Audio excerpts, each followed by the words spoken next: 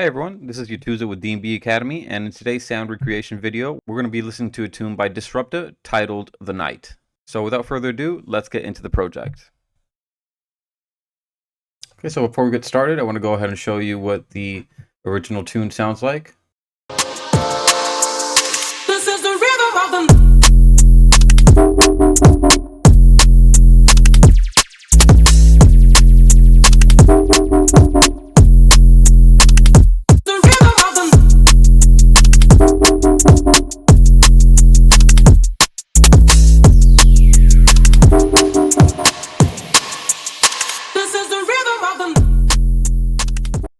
Let me go ahead and show you now what the bass sounds like.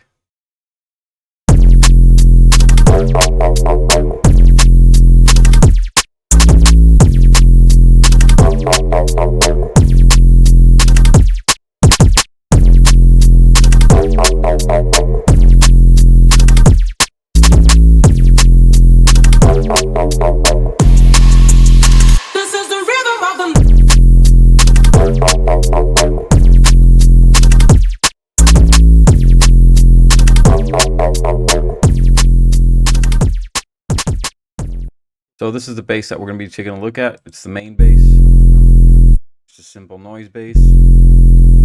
And the noise is coming from a texture VST that's being filtered.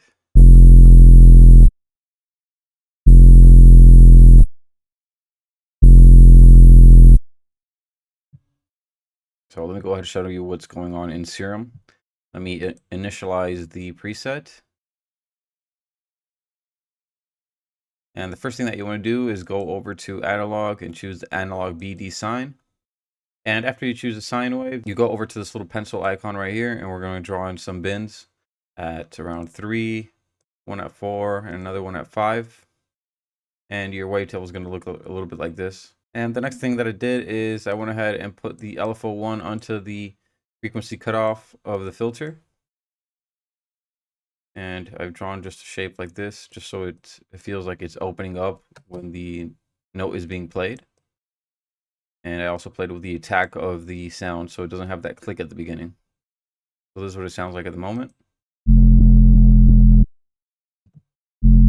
Go ahead and modify the trigger here and put it to 1 bar.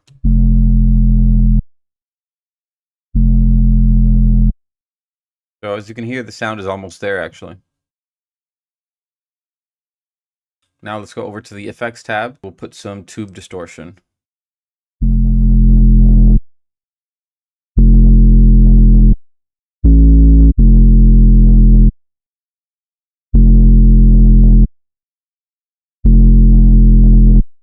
So that's actually it for the main bass. What we're going to take a look at now is going to be the post-processing. So on the main bass, I have made a rack here, basically just splitting the signal into a different multiband. And I have one of the bands, which is the low end, just filter out from around 424 hertz. And the top end, which is a texture, I have it around 5.92 kilohertz. And I just have a utility afterwards and a glue compressor just pushing it back up again.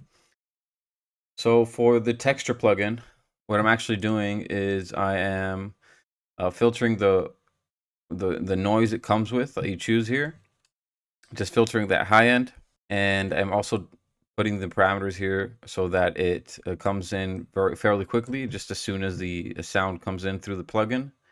And the gate,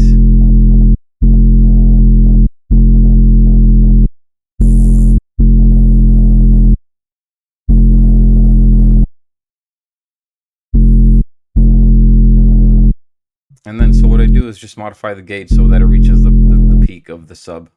I then put another texture for just digital white noise and modify the gate.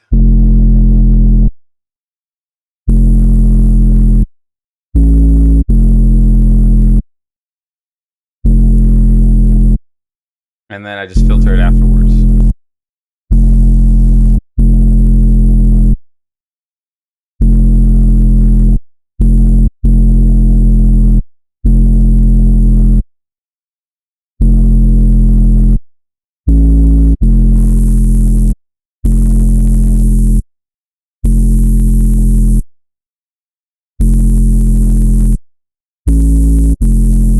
so that would be it for the main bass. Let me go ahead and show you how I've made the answer bass here. So I have it split into 2 layers. This is the mid-high layer with all the distortion and the post-processing, and this is just the low end. It's essentially just the same patch, just duplicated it without any of that post-processing, making sure it's sub-heavy and just filtering out all of the high content of the sound so that it has room for the mid-high layer that I've done here with all the distortion. I'm going to open up this filter so you can hear what the sound originally sounds like.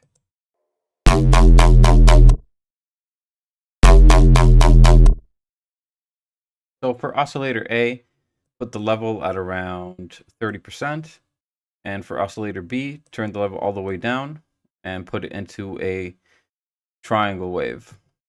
You also want to put the sync window and just put it around 1.0, 1.05 is okay. And on oscillator B, you choose FM from B and you put it around 35%. You can listen around and see which one you're liking. And you also want to turn the random parameters down.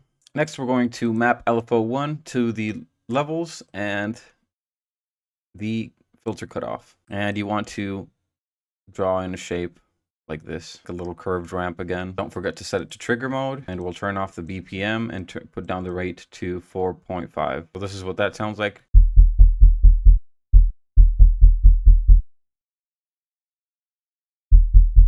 So it's getting there. Let me turn on the noise.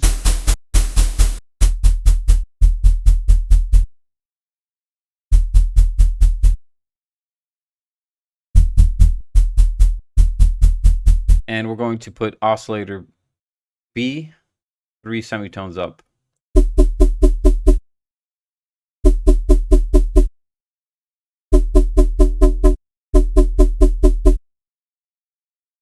Sounding good.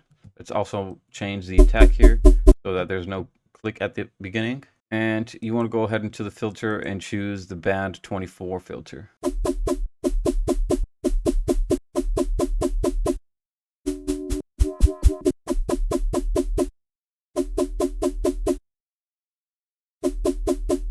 Let's turn on the sub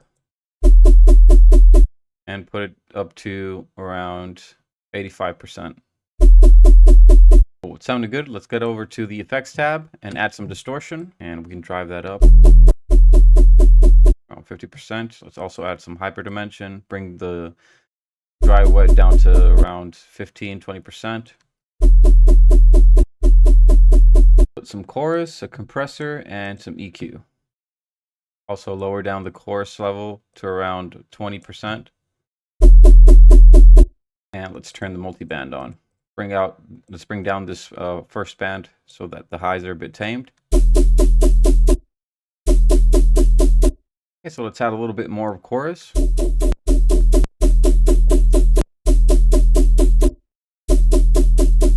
Cool. And this is pretty much the sound. So what I've done is I've duplicated it. And once I have it duplicated, the post-processing for it is just filtering out all that low end and taming the highs with another filter. Then I've added some stereo noise with some erosion. I've added a thermal. And this is set to the vapor waver preset at around 70 dry wet. And after that, I put in some effect tricks set to the crush setting. I have the sample rate to 6.00 kilohertz and the mix at around 28%. After the effect tricks, I have a final EQ8 that's just taming the highs and the lows again. And I did add some hybrid reverb with some automation near the end of the MIDI note. After that, I finished it off with a glue compressor with some soft clipping turned on and some makeup gain of around 2 dB. So this is what the mid layer sounds like without the sub. This is without the reverb.